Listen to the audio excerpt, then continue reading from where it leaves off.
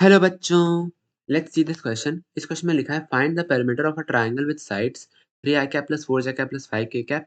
दूसरा वेक्टर है 4i cap minus 3j cap minus 5k cap और तीसरा वेक्टर है 7i cap plus j cap. तो हम लोग सबसे पहले क्या करते हैं, ए इस वाले वेक्टर को हम अज्यूम कर लेते हैं ए वेक्टर, इसको अज्यूम कर लेते हैं बी वेक्टर और इसको अज्यूम कर लेते हैं हम लोग सी वेक्टर। तो यदि हम ए वेक्टर और बी वेक्टर को ऐड करें तो देखते हैं क्या आता है। ए वेक्टर प्लस बी वेक्टर, तो ये मेरा आ जाएगा 3 प्लस 4 यानी कि 7i cap plus 4j cap minus 3j cap यानी कि j cap plus j cap plus 5k cap minus 5k cap यानी कि 0। तो a प्लस b मेरा इसके बराबर आ जाता है और यही तो मेरा c वेक्टर भी है।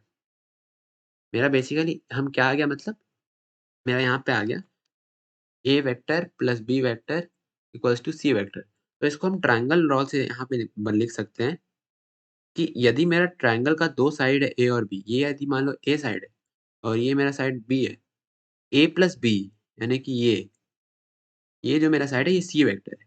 C vector is equals to A vector plus B vector. Basically ये मेरा ट्रायंगल है और इस तीनों ट्रायंगल के साइड्स के वेक्टर्स मेरे को गिवन है।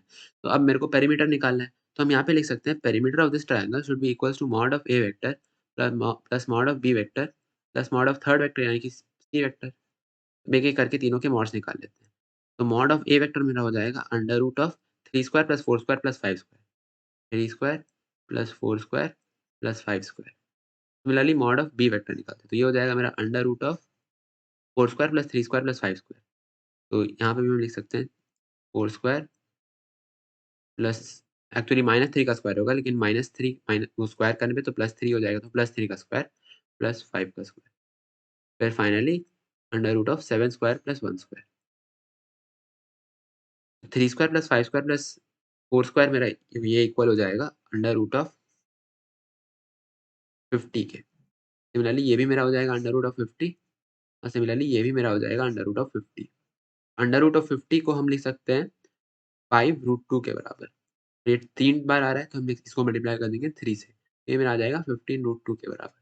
तो जो पेरीमीटर है इस ट्रायंगल का यहाँ पे हम लिख सकते हैं therefore perimeter is equals to 15√2।